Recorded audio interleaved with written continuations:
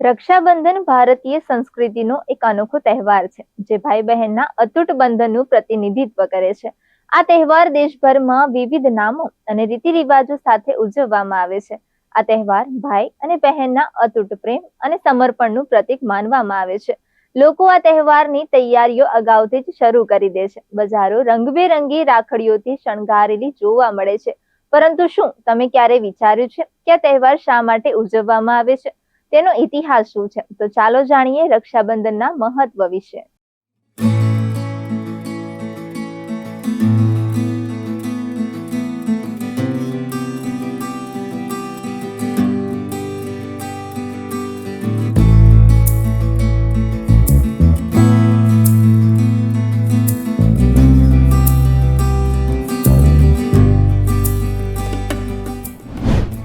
રક્ષાબંધનનો પૌરાણિક ઇતિહાસ. રક્ષાબંધનની ઉત્પત્તિ વિશે અનેક પૌરાણિક કથાઓ પ્રચલિત છે. એક પ્રચલિત કથા મુજબ દેવરાજ ઇન્દ્ર જ્યારે રાક્ષસો સાથેના યુદ્ધમાં હારી ગયા હતા, ત્યારે તેમની પત્ની ઇન્દ્રાણીએ તેમને રક્ષા સૂત્ર બાંધ્યું હતું, જેથી તેઓ વિજયી થાય. એવી પણ માન્યતા છે કે ભગવાન શ્રી કૃષ્ણને ઈજા થતા દ્રૌપદીએ પોતાની સાડીનો એક ટુકડો ફાડીને તેમના ગા પર બાંધ્યો હતો અને બદલામાં શ્રી કૃષ્ણએ દ્રૌપદીને જીવનભર રક્ષા કરવાનું વચન આપ્યું હતું.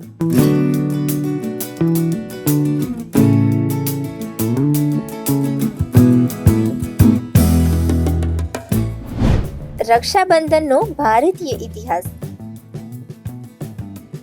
રક્ષાબંધનનો ઇતિહાસ માત્ર પૌરાણિક કથાઓ સુધી મર્યાદિત નથી. ભારતીય ઇતિહાસમાં પણ આવા અનેક ઉદાહરણો મળી આવે છે.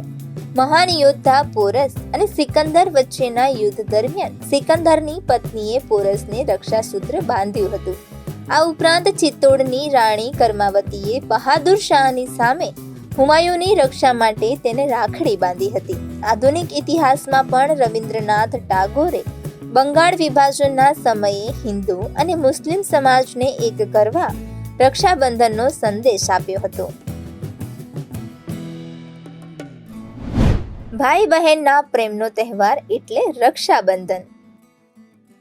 સમય સાથે રક્ષાબંધનના રિવાજોમાં થોડા ફેરફારો આવ્યા છે, પરંતુ તેનું મૂળ સાર હંમેશા એ જ રહ્યું છે કે ભાઈ બહેનનો અખંડ પ્રેમ.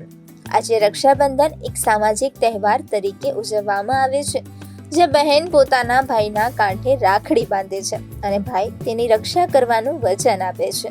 આ તહેવાર પરિવારના સભ્યોને એકબીજાની નજીક લાવે છે અને તેમના સંબંધોને મજબૂત બનાવે છે.